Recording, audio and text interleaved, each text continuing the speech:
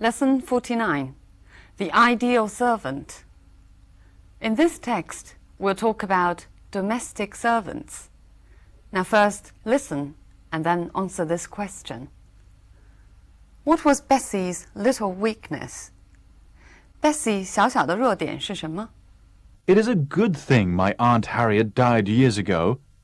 If she were alive today, she would not be able to air her views on her favorite topic of conversation, domestic servants.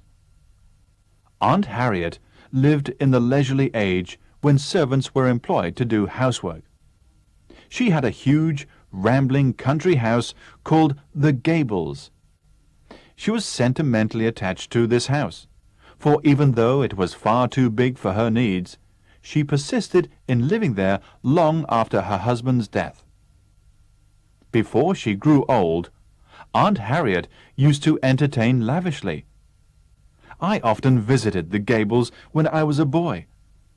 No matter how many guests were present, the great house was always immaculate. The parquet floors shone like mirrors. Highly polished silver was displayed in gleaming glass cabinets. Even my uncle's huge collection of books was kept miraculously free from dust.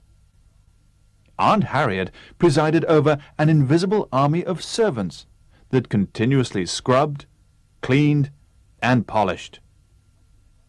She always referred to them as the shifting population, for they came and went with such frequency that I never even got a chance to learn their names. Though my aunt pursued what was, in those days, an enlightened policy, in that she never allowed her domestic staff to work more than 8 hours a day, she was extremely difficult to please. While she always criticized the fickleness of human nature, she carried on an unrelenting search for the ideal servant to the end of her days, even after she had been sadly disillusioned by Bessie. Bessie worked for Aunt Harriet for 3 years. During that time, she so gained my aunt's confidence that she was put in charge of the domestic staff. Aunt Harriet could not find words to praise Bessie's industriousness and efficiency. In addition to all her other qualifications, Bessie was an expert cook. She acted the role of the perfect servant for 3 years before Aunt Harriet discovered her little weakness. After being absent from the Gables for a week, my aunt unexpectedly returned one afternoon with a party of guests and instructed Bessie to prepare dinner. Not only was the meal well below the usual standard, but Bessie seemed unable to walk steadily. She bumped into the furniture and kept mumbling about the guests. When she came in with the last course, a huge pudding, she tripped on the carpet and the pudding went flying through the air, narrowly missing my aunt, and crashed on the dining table with considerable force. Though this caused great mirth among the guests, Aunt Harriet was horrified. She reluctantly came to the conclusion that Bessie was drunk. The guests had, of course, realized this from the moment Bessie opened the door for them, and long before the final catastrophe, had a difficult time trying to conceal their amusement. The poor girl was dismissed instantly. After her departure, Aunt Harriet discovered that there were piles of empty wine bottles of all shapes and sizes neatly stacked in what had once been Bessie's wardrobe. They had mysteriously found their way there from the wine cellar. So what was Bessie's little weakness? Right, her little weakness was drinking. So this text tells us about the author's deceased aunt, who lived in another age, sticking to her old way of living. She loved to talk about domestic servants and loved to take charge of an army of servants while looking for an ideal one. Bessie came in as a perfect servant, but she turned out to be flawed with drinking. From the end of the first paragraph, we know that Aunt Harriet still carried on an unrelenting search for the ideal servant to the end of her days, even after she had been sadly disillusioned by Bessie. The author doesn't tell us whether Aunt Harriet was disillusioned again, but we can almost be sure that an ideal servant is nowhere to be found. Okay, now first, let's look at some language points. If she were alive today, she would not be able to air her views. Air here means to express publicly. Look at this example. He'll air his opinions on education, whether you want to listen or not. Air, when being used as a verb, can also mean broadcast. For example, the interview with the president will be aired on CBS tomorrow morning. 对总统的采访明天早上在哥伦比亚广播公司播出。Domestic servants. Domestic here means at home. For example, domestic violence 就是家庭暴力。Domestic can also mean within the country, 国内的。For example, international and domestic flights, 国际国内航班。In that leisurely age, leisurely here is an adjective. For example, he is walking at a leisurely pace. We know that ly as a suffix usually serves as a suffix of an adverb. 它通常呢做副词的后缀。But sometimes some adjectives can also use the suffix of ly. Leisurely is an example. I'll give you more examples. Friendly or heavenly, orderly. These are all adjectives. She was sentimentally attached to this house. Be attached to means like or love something. We have learned attach to before. It was almost impossible to attach horses and chains to the rim, which means to fix to. Look at one more example of be attached to.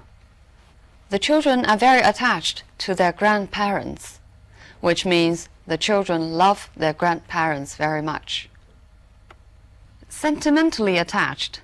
Sentimentally means you feel something from exaggerated emotion instead of from natural feeling. 滥情的。For example, our childhood usually had less joy than we sentimentally recall it. 我们经常多愁善感地对童年回忆，但是呢，童年经常并没有这么欢乐。She persisted in living there. Persisted in living there means kept living there. Look at more examples of persist. If you persist in causing trouble, we'll have to dismiss you. 你如果总是找麻烦的话，我们就要解雇你。If the pain persists, consult a doctor. 如果疼痛持续的话，就去请医生。Or we can also use persist with something. For example, the company is persisting with its ambitious program despite the costs involved. 公司还在坚持它野心勃勃的计划，尽管成本非常高。She used to entertain lavishly. Entertain here means invite guests. We know that entertain can mean amuse. For example, a good children's program should both educate and entertain at the same time. 一个好的儿童节目应当既有教育性又有娱乐性。We usually choose this restaurant when we entertain our clients. Here, entertain means the same as the one in the text. 招待客户。Lavishly. Lavishly means expensively, excessively. I'll give you one more example. Her room was lavishly decorated with flowers of all kinds. The great house was always immaculate. Immaculate means perfectly clean, tidy, or faultless. For example, he was dressed in an immaculate white suit. 一尘不染的白西装。He gave an immaculate performance as the hero. 作为男主角，他的表演无可挑剔。Here, immaculate means faultless. My uncle's huge collection of books was kept miraculously free from dust. 奇迹般的。Miraculously, 它的名词是 miracle. Its adjective is miraculous. Look at this example. She miraculously lost 20 pounds in a month. 奇迹般的一个月就减了20磅。Aunt Harriet presided over an invisible army of servants. To preside over means to take charge or take control. For example, it was our dean who presided over the meeting. 主持会议的是我们的系主任。An invisible army of servants means a large group of servants. It was called invisible because the author hadn't seen them. An army of, look at this example. She brought an army of supporters with her. In the text, there's another phrase meaning a large group of, a party of guests. She always referred to them as the shifting population. Shifting here means moving or changing. The servants are called population in order to exaggerate, to emphasize a large number of servants.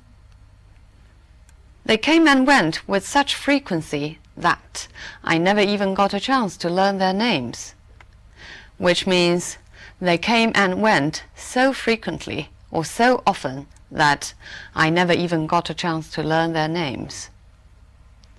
Look at one more example of frequency.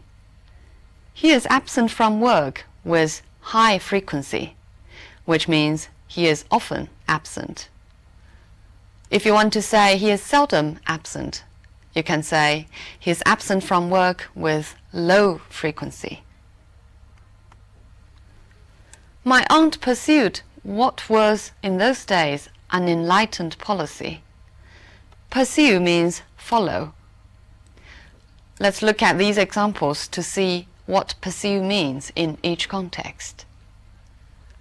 The hunters spent hours pursuing their prey. 猎人们花了数个小时追踪他们的猎物。Pursue means follow, literally. He has been pursuing the girl for months, but she won't go out with him. Here, pursue means follow the girl in order to date her. 追女孩子。Pursue can often go together with these objects. Pursue a strategy. 采用一种什么样的策略 or pursue a program, 进行一个项目 pursue a career, or pursue a hobby. For example, I used to enjoy playing guitar, but I no longer have enough time for pursuing any hobbies. Pursuing hobbies means spending time on developing hobbies. An enlightened policy. Enlightened is a positive word, meaning open-minded or modern. For example, the school has an enlightened policy of teaching boys to cook. She was extremely difficult to please, which means she was very hard to be satisfied. We can also use hard to please. For example, my boss is very hard to please. 我的老板很挑剔。If you want to describe somebody who is anxious to make other people satisfied, we can say eager to please.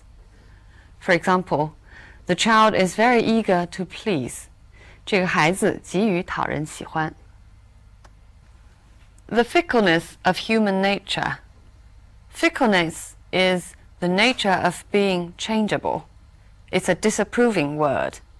It's often used to describe women, weather, or certain field. For example, the fickleness of the English weather is well known. 英国天气的多变，这是很著名的。Or the fickleness of the world of pop music is notorious. 流行音乐界的多变，这个是臭名昭著的。An unrelenting search for an ideal servant. Unrelenting here means continuing for a long time. It's usually used to describe an unpleasant situation. Unrelenting can also mean extremely determined. For example, an unrelenting enemy, which means a very unsympathetic enemy. The unrelenting pressure of the job. Here it means the same as the text, the non-stop pressure of the job. She is an unrelenting opponent of racial discrimination. 她是种族歧视的坚决反对者。She had been sadly disillusioned by Bessie. Disillusioned means disappointed, but more than disappointed. It refers to illusions and ideals being destroyed, so that you become realistic or cynical. For example, as she grew older, she became increasingly disillusioned with politics. 对政治的幻想破灭了。She was put in charge of the domestic staff. Be put in charge means be given the responsibility of something. Be in charge of or take charge of means take the responsibility of something. I'll give you an example. I've been put in charge of this project. 我被安排负责这个项目。In addition to all her other qualifications. In addition to means besides. For example, in addition to his job at the university, he is running his own company. 除了他在大学中的工作之外，他还自己开公司。Or, he has a flat in Beijing. In addition, he has a villa in Shanghai. 此外，在上海还有一个别墅。She acted the role of the perfect servant. Acted the role of means she pretended to be the perfect servant. Act the role of 它的本意是演什么角色。For example, do you know who was chosen to act the role of Juliet? 谁被选作饰演朱丽叶？ Whenever they are in public, he always acts the role of the loving husband. The role of can be omitted, so we can also say he always acts the loving husband. Here act means the same as the one in the text. He pretends to be the loving husband. With the last course, course here means dish, 最后一道菜。For example, we can say a 3-course meal, 有3道菜的一顿饭 or the first or second course. What would you have for the main course? The main course 就是主菜。She tripped on the carpet. Trip means lose balance. For example, I didn't push him. He tripped over a box. Narrowly missed my aunt. Narrowly here means barely, just. 将将擦过。For example, we narrowly missed the train means the train had just left. He was narrowly defeated by his opponent means he was defeated by very small disparity. 以很小的差距输给了对手。This caused great mirth among the guests. Mirth is a literary word meaning amusement, laughter. The guests had had a difficult time trying to conceal their amusement. It means the guests had tried very hard in order to conceal their amusement. We know that so that or such that can express the degree, 可以用来表示强烈的程度。In this text, we have two structures with so and such that, which are used a little bit differently. They came and went with such frequency that I never even got a chance to learn their names. With such frequency that actually means so often that. And in this example, she so gained my aunt's confidence that she was put in charge. It actually means she gained my aunt's confidence so much that she was put in charge. So the life pursuit of Aunt Harriet is an ideal servant. Aunt Harriet, obviously, is a member of the upper class. We can actually know something about that leisurely age from her way of living. At that time, women were housewives, taking care of household chores. They would entertain other members of the same leisurely class, and they managed a large army of servants. They claimed to be enlightened. At the same time, they were quite difficult to please. Every family was a little kingdom, and outside, the British Empire was enjoying unsurpassable prosperity, stability, and glory. Who wouldn't want to live in that age? Of course, you have to be an upper-class member. Right, so much on this topic. I'll see you next time.